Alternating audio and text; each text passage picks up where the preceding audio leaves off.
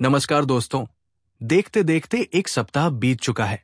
आइए इस सप्ताह की उन घटनाओं पर एक नजर डालें जो यूपीएससी के लिए महत्वपूर्ण है। बिना समय बर्बाद किए आइए शुरू करें। नौकरियों का भविष्य report 2025 world economic forum WEF द्वारा प्रकाशित फ्यूचर ऑफ जॉब्स रिपोर्ट 2025 के अनुसार 2030 तक लगभग 170 मिलियन नई नौकरियां पैदा होंगी, जबकि 92 मिलियन नौकरियां खत्म होने का अनुमान है। इसका परिणाम 78 मिलियन शुद्ध नई नौकरियां होंगी। अगले 5 सालों में खेत मजदूर और ड्राइवर सबसे तेजी से बढ़ने वाली नौकरियों में से होंगे। हालांकि कैशियर और टिकट क्लर्क की भूमिका में सबसे ज्यादा गिरावट देखने को मिलेगी। तकनीकी उन्नति, जनसांख्यिकीय बदलाव, भूआर्थिक तनाव और आर्थिक दबाव इन परिवर्तनों के प्रमुख चालक हैं, जो दुनिया भर में उद्योगों और व्यवसायों को नया आकार दे रहे हैं। AI, बिग डेटा और साइबर सुरक्षा में प्रौद्योगिकी कौशल की मांग में तेजी से वृद्धि होने की उम्मीद है, लेकिन रचनात्मक सोच, लचीलापन और चपलता जैसे मानवीय कौशल महत्वपूर्ण बने रहेंगे। कृषि श्रमिकों, डिलीवरी ड्राइवरों और निर्माण श्रमिकों सहित अग्रिम पंक्ति की भूमिकाओं में 2030 तक निरपेक्ष रूप से सबसे अधिक नौकरी वृद्धि देखने को मिलेगी। 2030 तक सबसे तेजी से बढ़ने वाले कौशल में AI और बड़ा डेटा, नेटवर्क और साइबर सुरक्षा, तकनीकी साक्षरता और रचनात्मक सोच शामिल होंगे। 2024 global water monitor report.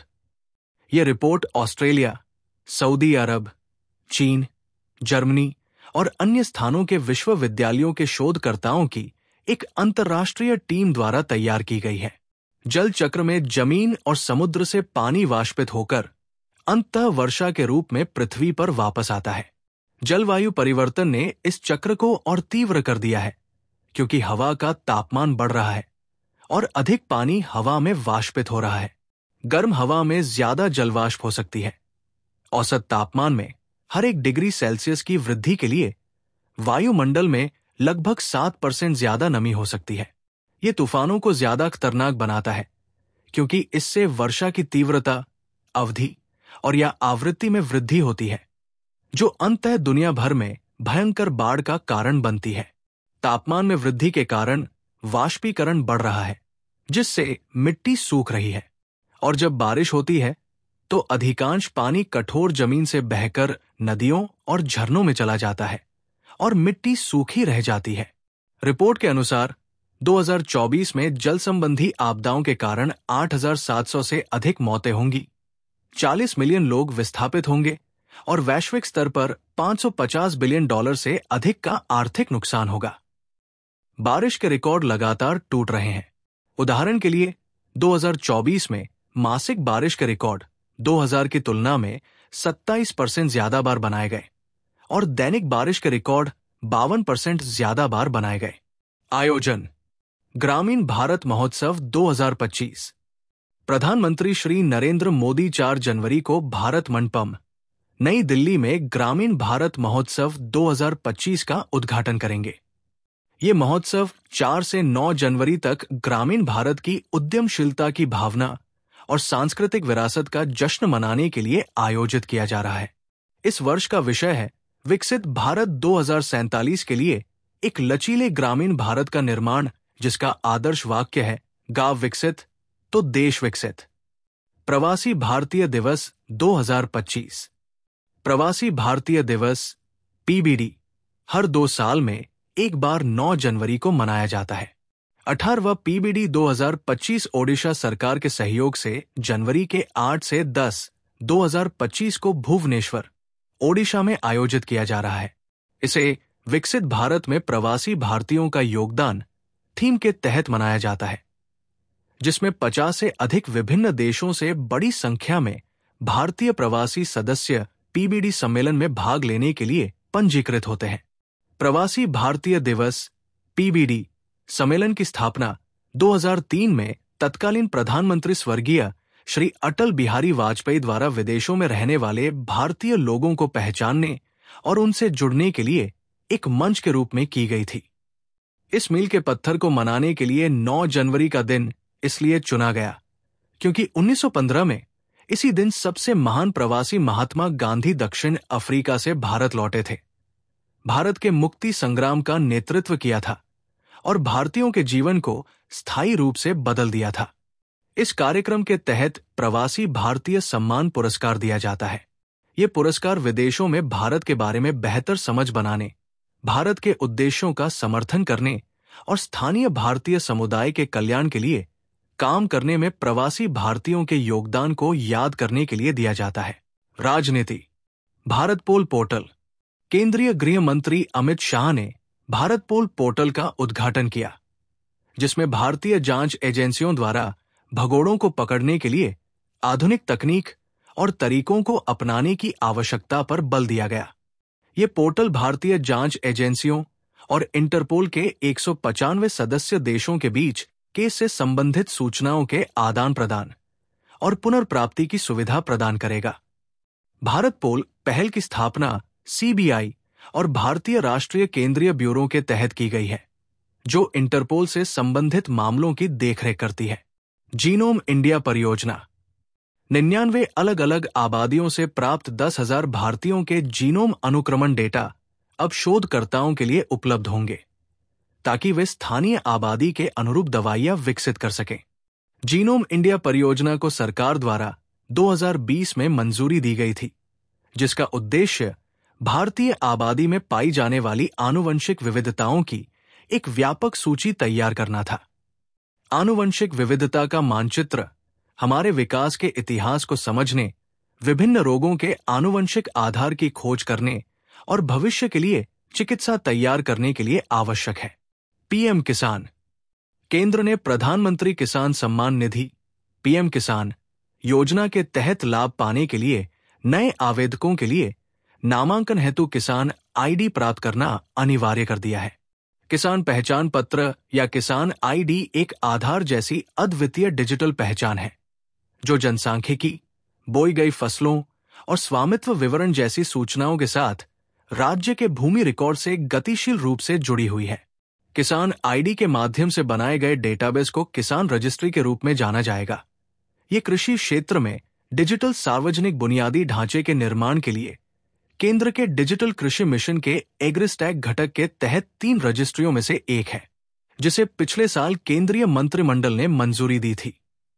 PM किसान योजना के तहत पात्र किसान परिवारों को हर 4 महीने में प्रत्यक्ष लाभ हस्तांतरण डीबीटी के माध्यम से 3 समान किस्तों, प्रत्येक किस्त में 2,000 रुपए में 6,000 रुपए प्रति वर्ष मिलते हैं।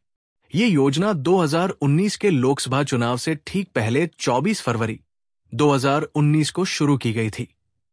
केंद्र से 100% वित्त पोषण के साथ पैसा सीधे लाभार्थियों के बैंक खातों में स्थानांतरित किया जाता है। जनजाति। जरावा जनजाति। एक ऐतिहासिक कदम उठाते हुए अंडमान और निकोबार द्वीप समूह प्रशासन ने जारवा समुदाय के 19 सदस्यों को नामांकित किया और उन्हें मतदाता पहचान पत्र वितरित किए। जारवा अंडमान द्वीप समूह की स्वदेशी जनजातियों में से एक है, जो अपनी अर्धखान नाबदोश जीवन शैली, वन संसाधनों पर निर्भरता और अपने प्राकृतिक पर्यावरण से गहरे जुड़ाव के लिए जाने जाते हैं। वे दक्षिण और मध्य अंडमान द्वीप समूह के पश्चिमी तटों पर निवास करते हैं, जो जैव विविधता से समृद्ध क्षेत्र है, जो उनके पारंपरिक जीवन शैली का समर्थन करता है। पर्यावरण। हरे केकड़े। हरे केकड़े यूरोप में पाए जाने वाले एक आक्रामक प्रजाति है। समुद्री उदबिलाव कैलिफोर्निया के एल्कोन्स्लो नेशनल एस्टुरिन रिसर्च रिजर्व में हजारों हरे केकड़ों को खा रहे हैं, जिससे संयुक्त राज्य अमेरिका के पश्चिमी तट के पारिस्थितिकी तंत्र को बचाने में मदद मिल रही है। हरे केकड़े पहली बार उत्तरी अमेरिका में 1800 के दशक में पहुंचे थे, संभवतः बैलस्ट जल के माध्यम से, जो यूरोप से आने वाले व्यापारी जहाजों के बैलस्ट टैंकों और कार्गो होल्ड में भरा ताजा या खारा पानी होता था। 1980 के दशक के अंत में हरे केकड़ों को इस क्षेत्र के तटीय पारिस्थितिकी तंत्र के लिए खतरा माना जाने लगा। जैविक विविधता पर कन्वेंशन सीबीडी आक्रामक विदेशी प्रजातियों आईएस को ऐसी प्रजातियों के रूप में परिभाषित करता है जिनका अपने प्राकृतिक अतीत या वर्तमान वितरण के बाहर परिचय और या प्रसार जैविक विविधता को खतरे में डालता है।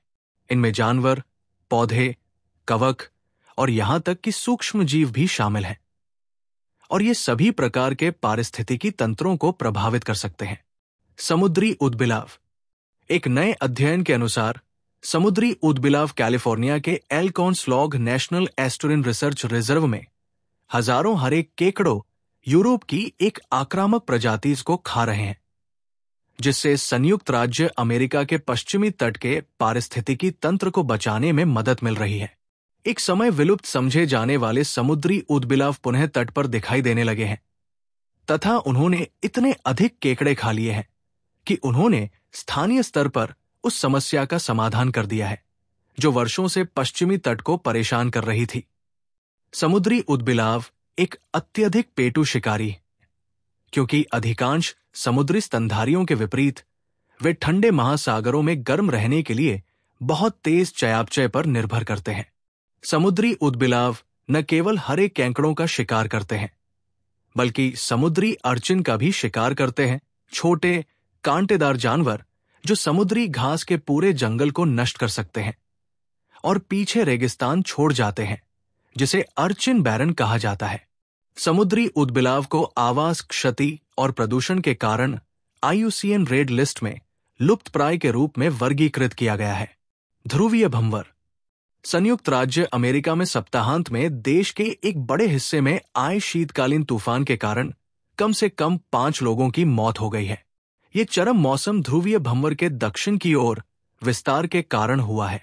ध्रुवीय भंवर कम दबाव और ठंडी हवा का एक बड़ा क्षेत्र है जो पृथ्वी के दोनों ध्रुवीय क्षेत्रों के चारों ओर एक चक्र की तरह घूमता है।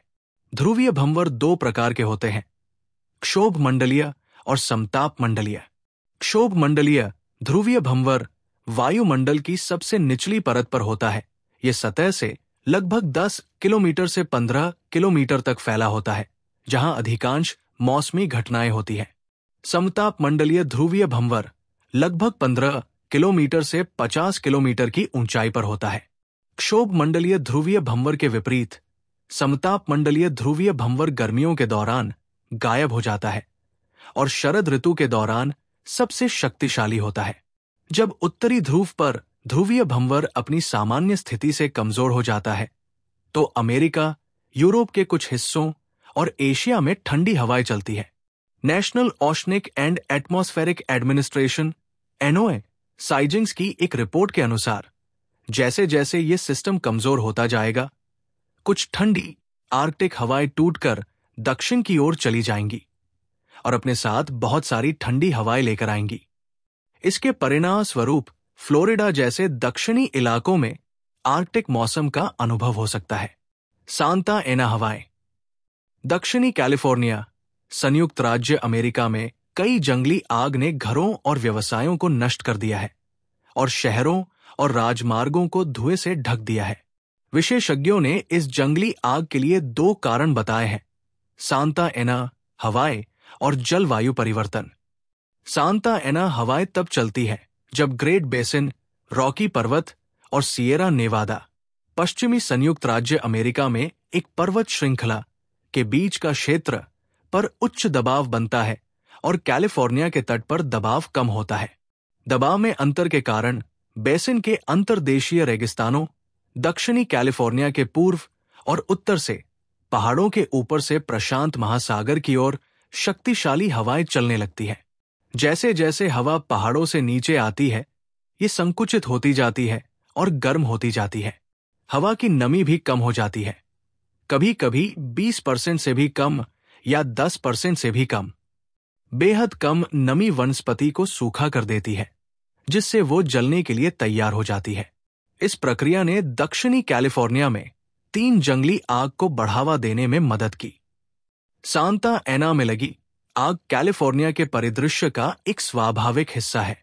हालांकि विशेषज्ञों का कहना है कि हाल के वर्षों में कैलिफोर्निया में जंगल की आग का मौसम लंबा हो गया है। ऐसा मुख्य रूप से जलवायु परिवर्तन के कारण हुआ है।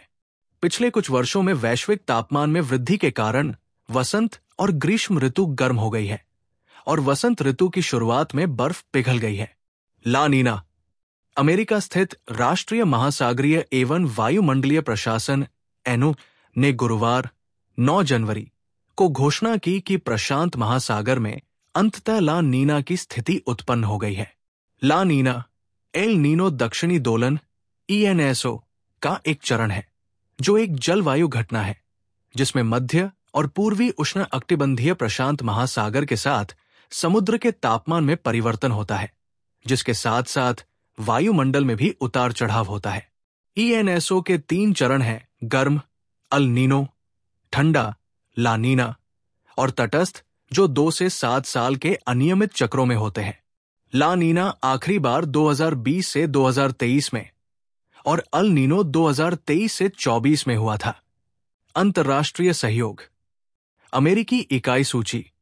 भारत अमेरिका परमाणु समझौते को क्रियान्वित करने की दिशा में एक कदम के रूप में वाशिंगटन लंबे समय से चले आ रहे नियमों को हटाने के लिए कदमों को अंतिम रूप दे रहा है, जिसमें अमेरिकी इकाई सूची से भारतीय सरकारी संस्थाओं को हटाना भी शामिल है।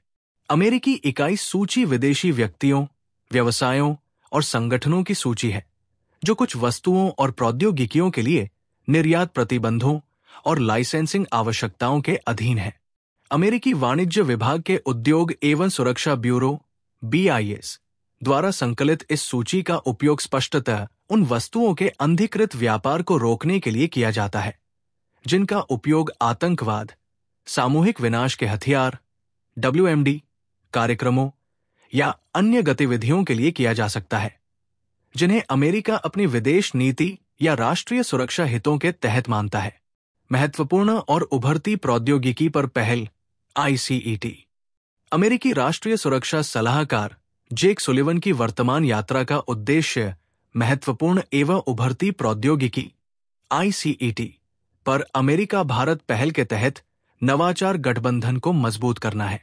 महत्वपूर्ण प्रौद्योगिकियों के क्षेत्रों में भारत और अमेरिका के बीच अधिक सहयोग बनाने के लिए मई 2022 में प्रधानमंत्री नरेंद्र मोदी और अमेरिकी राष्ट्रपति जो बिडेन द्वारा ICET का शुभारंभ किया गया था। BRIC इंडोनेशिया ब्रिक्स का पूर्ण सदस्य बन गया है। प्रमुख उभरती अर्थव्यवस्थाओं को एक साथ लाने वाले इस समूह में अब ब्राजील, रूस, भारत, चीन, दक्षिण अफ्रीका और इंडोनेशिया शामिल है। ब्राजील, जो 2025 में ब्रिक्स की अध्यक्षता करेगा, ने कहा कि सदस्य देशों ने जोहान्सबर्ग में 2023 के ब्रिक्स शिखर सम्मेलन के दौरान सर्वसम्मति से इंडोनेशिया की सदस्यता को मंजूरी दे दी है। हालांकि इंडोनेशिया ने 2024 में राष्ट्रपति चुनाव के बाद अपनी सदस्यता को अंतिम रूप देने का फैसला किया है, जिसमें राष्ट्रपति प्रबोवो सुबियांटो अक्टूबर में पदभार ग्रहण करेंगे। अर्थव्यवस्था। चूहा बिल खनन।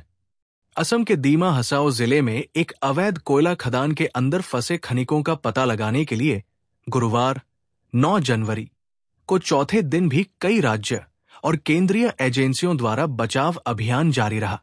रैट होल माइनिंग मेघालय में प्रचलित संकीर्ण क्षैतिज सीम से कोयला निकालने की एक विधि है। रैट होल शब्द का अर्थ है जमीन में खोदे गए संकीर्ण गड्ढे, जो आमतौर पर इतने बड़े होते हैं कि एक व्यक्ति उतरकर कोयला निकाल सकता है। एक बार गड्ढे खोदे जाने के बाद खनिक रस्सियों या बांस की सीढ़ियों का उपयोग करके कोयले की परतों तक पहुंचते हैं। फिर कोयले को कुदाल, फावड़े और टोकरियों जैसे आदिम औजारों का उपयोग करके मैन्युअल रूप से निकाला जाता है। राष्ट्रीय हरित अधिकरण NGT ने 2014 में इस प्रथा पर प्रतिबंध लगा दिया था और 2015 में भी प्रतिबंध बरकरार रखा। रोग। Hepatocellular carcinoma. हेपेटोसेलुलर कार्सिनोमा या HCC एक प्रकार का कैंसर है जिसमें घातक कोशिकाएं यकृत की मुख्य कोशिकाओं, जिन्हें हेपेटोसाइट्स कहा जाता है, में विकसित होती है।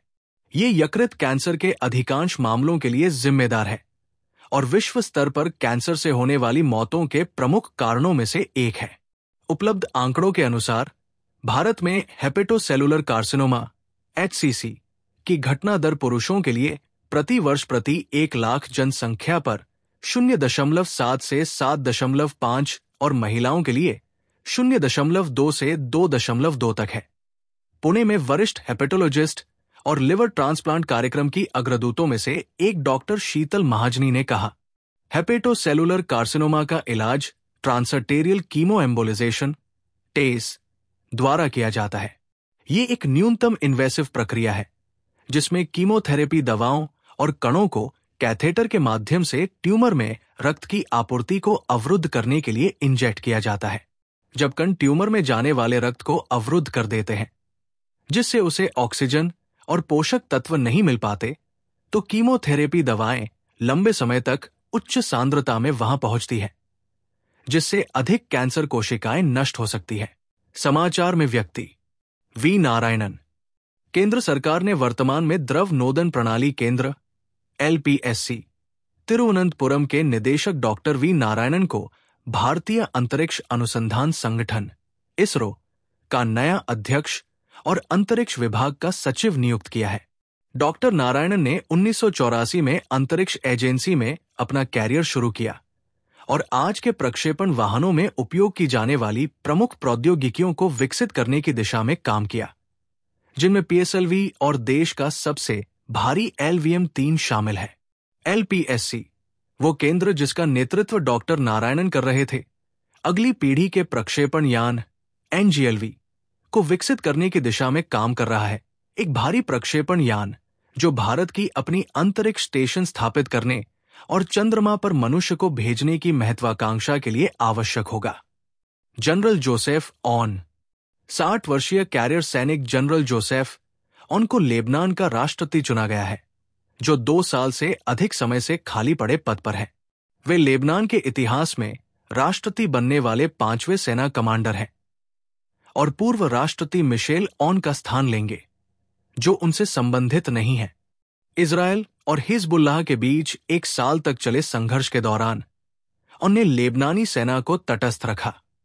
इजरायली हमलों में 40 से ज्यादा लेबनानी सैनिकों की मौत के बावजूद सेना ने संघर्ष में सीधे तौर पर शामिल होने से परहेज किया।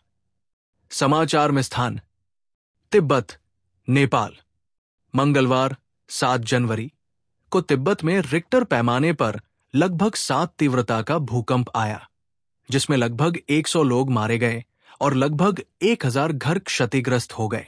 पृथ्वी की सबसे बाहरी सतह, पृथ्वी की ऊपरी सतह और ऊपरी मेंटल 15 बड़ी और छोटी प्लेटों से बनी है। भूकंप टेक्टोनिक प्लेटों में दरारों के कारण होने वाली हलचल का परिणाम है। पश्चिमी हिमालय दुनिया के सबसे खतरनाक भूकंपीय क्षेत्रों में से एक है। वैज्ञानिकों ने लंबे समय से कहा है कि हिंदू कुश से लेकर अरुणाचल प्रदेश तक 2500 किलोमीटर तक फैले इस बड़े क्षेत्र में 8 से ज्यादा तीव्रता का बड़ा भूकंप आने वाला है। ग्रीनलैंड। डोनाल्ड ट्रंप ने डेनमार्क के स्वायत्त क्षेत्र ग्रीनलैंड पर नियंत्रण पाने की अपनी मंशा जाहिर की है। अपने पहले कार्यकाल के दौरान ट्रंप ने द्वीप क्षेत्र को खरीदने के विचार पर विचार किया था। ग्रीनलैंड भौगोलिक रूप से उत्तरी अमेरिकी महाद्वीप का हिस्सा है। ये 1953 में डेनमार्क का औपचारिक क्षेत्र बन गया और ये डेनिश संविधान के अधीन है, जिसका अर्थ है कि इसकी कानूनी स्थिति में किसी भी बदलाव के लिए संवैधानिक संशोधन की आवश्यकता होगी। राम कथा संग्रहालय, अयोध्या। अयोध्या में राम मंदिर की पहली वर्षगांठ के अवसर पर मंदिर स्थल से 4 किलोमीटर दूर संग्रहालय, अभिलेखागार भवन में राम कथा संग्रहालय का प्रस्ताव रखा गया है। संग्रहालय, जो मंदिर की प्राचीन जड़ों के ठोस सबूत पेश करने के लिए पुरातात्विक उत्खनन से प्राप्त निष्कर्षों को भी प्रदर्शित करेगा, 40,000 वर्ग फुट में फैला होगा और पूरा होने पर अयोध्या में दूसरा सबसे बड़ा आकर्षण बन जाएगा। परियोजना अभी अवधारणा और डिजाइन चरण में है, जिसके बाद वास्तुकला चित्रों सहित विस्तृत परियोजना रिपोर्ट DPR को अंतिम रूप दिया जाएगा। खेल। राष्ट्रीय खेल 2025। उत्तराखंड 28 जनवरी से 14 फरवरी 2025 तक 38वें राष्ट्रीय खेलों की मेजबानी करेगा। मौली नामक शुभंकर उत्तराखंड के राज्य पक्षी मोनाल से प्रेरित है, जो इस क्षेत्र की विशिष्टता का प्रतीक है और युवा एथलीटों को ऊंचे लक्ष्य रखने के लिए प्रोत्साहित करता है। ये लोगो भी मोनाल से प्रेरित है, जो उत्तराखंड की प्राकृतिक सुंदरता और विविधता को दर्शाता है। खेलों की टैगलाइन है संकल्प से शिखर तक। चर्चा में आए शब्द। Artesian aquifer. United States geological survey की वेबसाइट के अनुसार आर्टेसियन एक्वीफर का मतलब है दबाव में जमा पानी, जो पृथ्वी की सतह के नीचे तलछट और मिट्टी की परतों के बीच होता है। इसे सीमित पानी के रूप में भी वर्णित किया जाता है, क्योंकि इसके ऊपर और नीचे कठोर पदार्थ होते हैं। सोपस्टोन। सोपस्टोन एक रूपांतरित चट्टान है जो टैल्क से बना है, जो एक प्राकृतिक रूप से पाया जाने वाला खनिज है, और इसका उपयोग काउंटरटॉप्स, सिंक, चूल्हे और मूर्तियों के निर्माण और डिजाइन में किया जाता है। टैल्क का उपयोग सौंदर्य प्रसाधन, फार्मास्यूटिकल्स और अन्य उद्योगों में किया जाता है। भारतीय खान ब्यूरो के अनुसार राजस्थान 57% और उत्तराखंड 25% राज्यों में भारत में सोपस्टोन के पर्याप्त भंडार हैं।